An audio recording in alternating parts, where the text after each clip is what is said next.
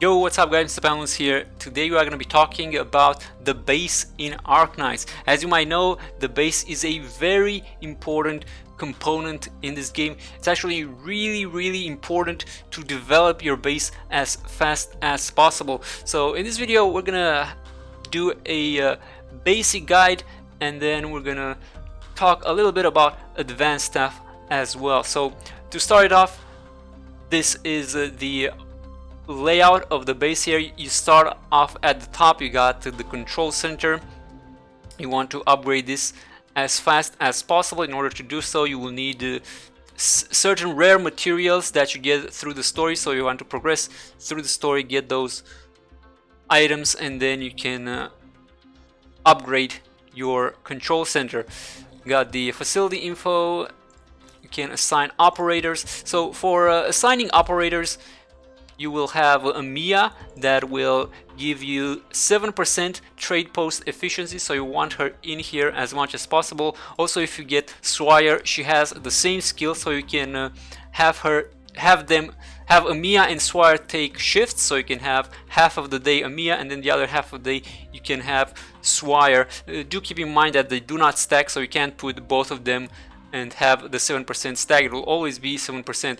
So you'll have either a Mia or Swire, and then you will have operators such as these that help you with the morale consumption. So you can put them as well to help your Mia or Swire stay longer in the control center.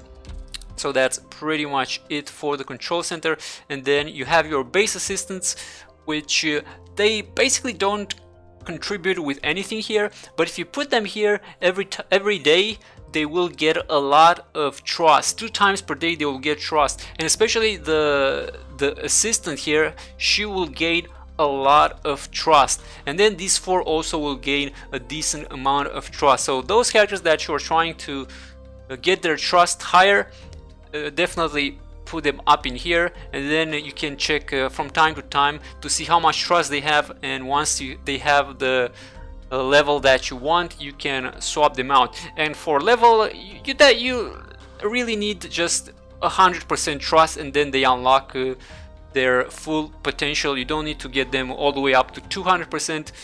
I would recommend just get everyone to 100% first, and then you can go for 200%, and then you have the cool thing about this, you have some stats here, right, that shows you how much XP you have produced, how much pure gold you have produced, how much LMD has your training post produced, and then you have the status of your dormitories as well, how much ambience they have. So there you go. So next up, down the middle path here, we have 4 dormitories that you can unlock in total. Yeah, you unlock the dormitories, and then you can have a decoration. You can buy decorations, and you will gain ambience. And what ambience does is it will make it easier for your operators to rest, and it also provides you with more friend coins, which are also very useful. And then you have these special operators such as Siege that gives morale to all operators. A different way I can show you this better in the overview. So the overview here shows you all the rooms and all the assigned operators as well as their morale. So let's go to the first dormitory. So you have Siege. She gives a morale boost to everyone while they are resting.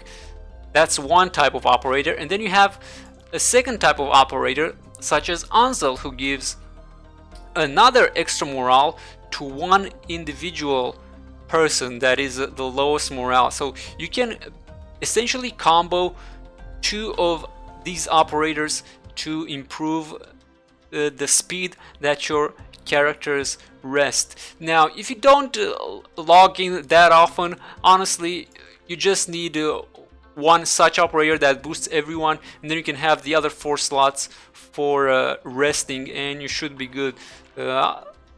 this type of operator helps, but if you don't log in that often, you won't really see the difference. So Siege and Ansel, they're optional. Then you also have Sora, she boosts everyone, and then Cliffheart is optional, she boosts one individual person. Then we have Durin, she is really good, she's one of the best actually. She gives 0.25 per hour, and in order to unlock this skill you will need to get her to level 30, so recommend getting her to level 30 ASAP. It is very well worth it, you will use her a lot in here.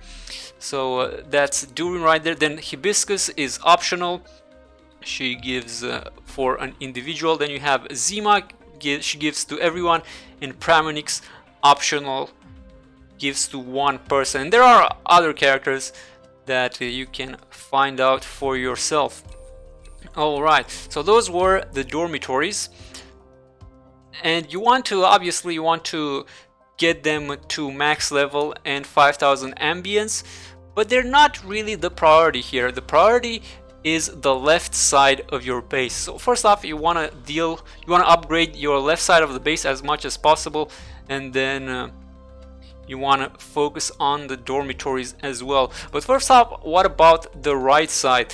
Real quick, so on the right side we have a reception room, you got the facility info, and it tells us here friend slot. So the reception room is pretty important as well, I would say. It increases your friend slots, and let's see, does it do anything else? You get, so you can assign characters that can get you clues. So some of these characters are some of the easier to get characters. 12F I recommend. Well, he starts with this one either way, so you don't really need to level him up if you don't want to. And you have a rope as well. Those two are pretty. I guess Shirayuki is really easy to get, but you might want to use her in the factory instead for the battle records. She is better off that way. So here you get these clues. You can also so you get clues yourself, and then you get clues gifted to you by other people, and you can gift clues to them as well. So ideally you want to gift the clues to other people and then have those people give their clues to you, and that way you gain what are called friendship points. And with the friendship points, if we go to the store real quick, we have the credit store, and we can see here the credit rules. So it will show right here. So when you receive clues, you gain some credits. When you deliver clues, you also gain some credits, and then you can do a clue exchange once you have all the 7 clues, and that will give you 210 credits after 24 hours of that exchange has passed. And the dorm ambience can also give you up to 200 credits as long as you have it with if you have it on 5000 ambience, it will give you 200 for all 4 dormitories, that is. So 4 dormitories, 5000 ambience each, means 200 friend coins every day. So that is another aspect that makes leveling up your dormitories and improving their ambience really useful over time. And then you also get from support units. If you use a support unit and if your friends use your support unit, you gain some extra friend coins, and friend coins can buy you pretty much all the stuff that you need in the game. I definitely recommend recruitment permits. Those are the most important in my opinion. Then you can get materials, polyester, sugar. You can also get pure gold or LMD. What else can you get here? You can get furniture parts, you can get battle records. So you got a lot of good stuff in here. And I guess another important thing is you also can get operators. So for now we have Courier and Gavial. You can get 6 copies of them. So that will give you full potential Courier and Gavial. And as time passes, they will add other operators in here that you'll be able to get. So friend coins are pretty important indeed. Alright, so that is for the clues exchange. Next up we got the workshop. Now the workshop is pretty self-explanatory. you can basically here you can craft base materials that you will need to improve your base. You can also get furniture parts once you're done with fully upgrading your base, so these won't get wasted. You can craft materials, and the thing about crafting materials is you will lose some LMD, but you also have a chance to get a byproduct, and there are certain operators like Gabriel here that gives you increased chances of getting more out of your crafting. You can also craft the skill summaries, you can craft chips, and you will need to craft well, I guess here you exchange your chips, so you exchange 3 for 2 of other variation, and then you can dismantle your furniture as well if you so want to and get more furniture parts. Alright, so that is the workshop. Then we have the office. Now the office, let's see here. So when you level it up, it consumes less resources, which is actually pretty decent. So this one is also really good to upgrade. And then you may want to use here either Orchid or Rangers, maybe Earth Spirit if you have her, but generally Orchid is the best here. And then Rangers, you also have him, you have these two, so you can use Orchid or Rangers to get those what are they called, recruitment refreshes. So if we go to home real quick, we have a recruitment right here. So this is tied into the HR office. At level 1 you only have 2 of these slots. Level 2 you get another slot, so 3, and then level 3 you get 4 slots. And the operators that are in the HR office gives you these refreshes here up to 3, and what you do with those, you go in here and you refresh the tags. So that is very important, because the more refreshes you have, the more chance of getting something good, such as fast redeploy that will guarantee you at least a 4-star operator. And the other thing was, it also decreases the cost. So you will mainly do 9 hours recruitment here, and as you can see, the price goes down to 600 LMD, whereas if you wouldn't upgrade it, it would be what, 900 LMD or something. So over time it really adds up. If you don't upgrade it, you will lose quite a few LMD in the long run, so it's definitely worth upgrading it. Alright, next up, and I think we have one more room on the right side, right? So we have the training room. So this is basically for end game. You won't really be using this much. I haven't used it much either. Here you essentially can increase the skill level of your characters beyond level 7. So I have it level 1 here. That means I can bring it up by 1 more level, so up to level 8.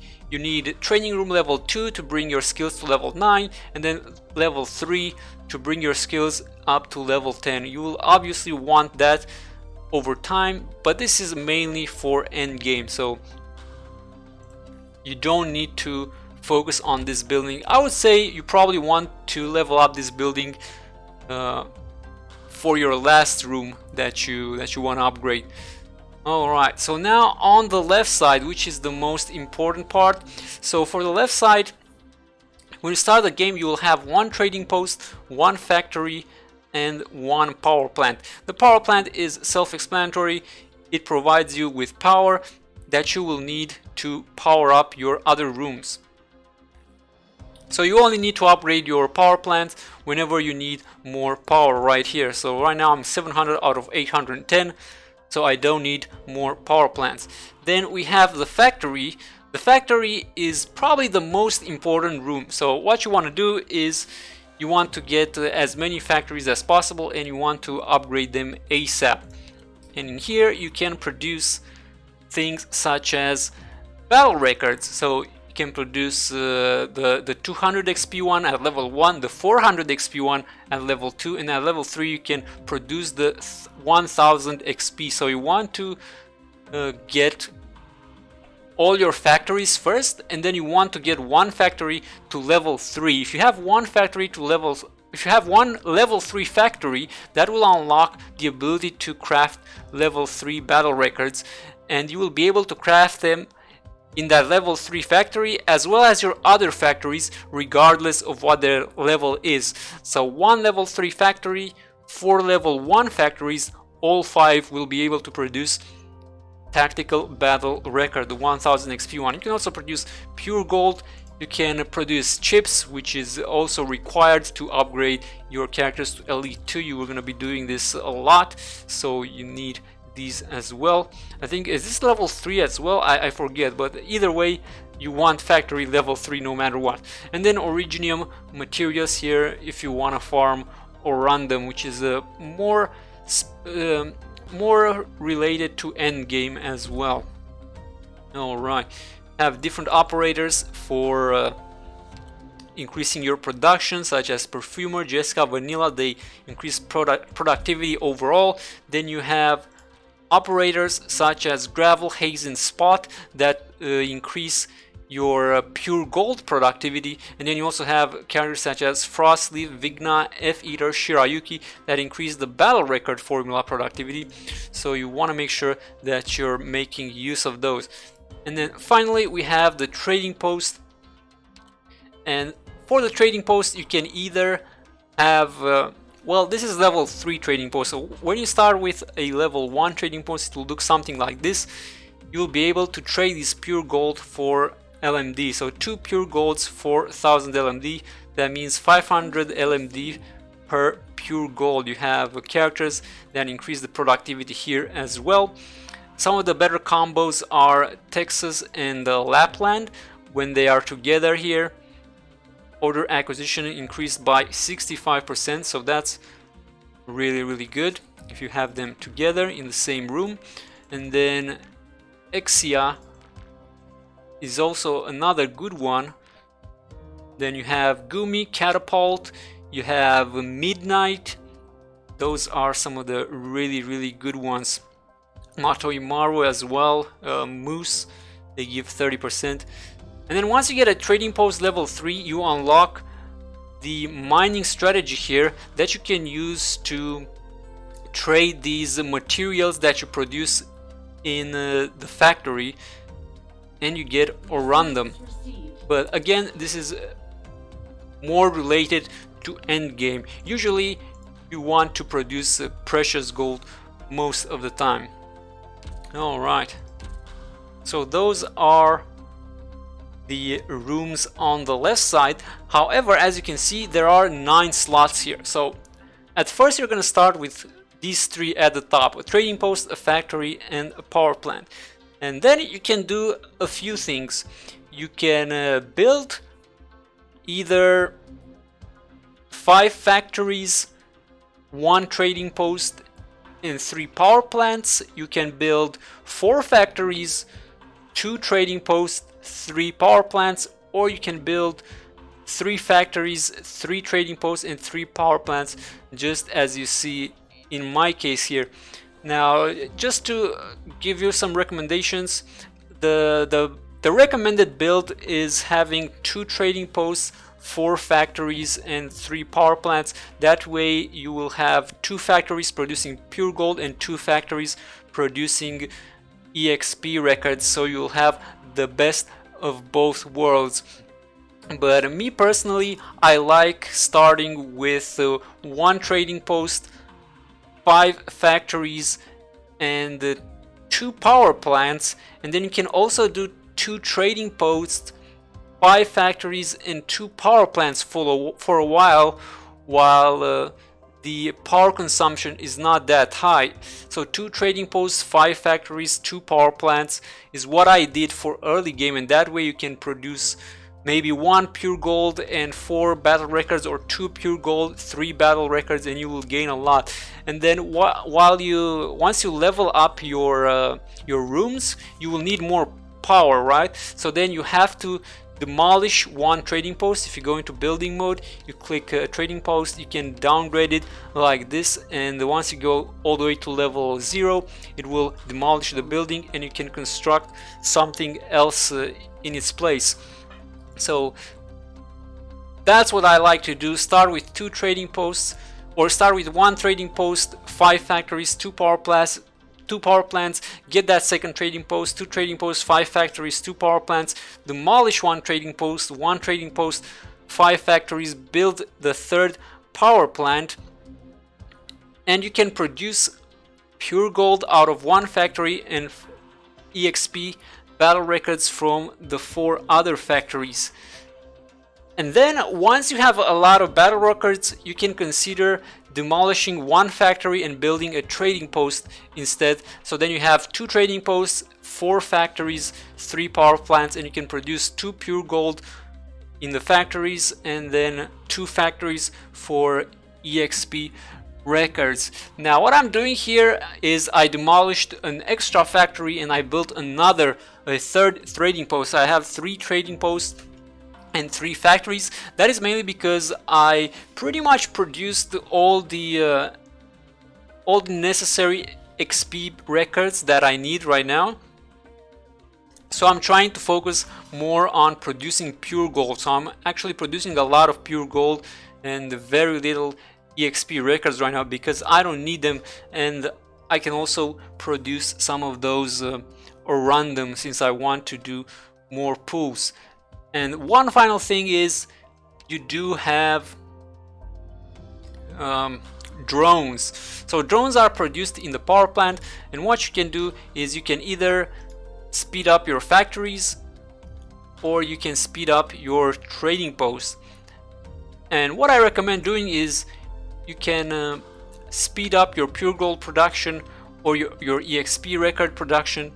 And if you find yourself having too many pure golds, you can also speed up the trading post, but overall it is easier to speed up your pure gold. You just go here, click this, you max out, and then you confirm.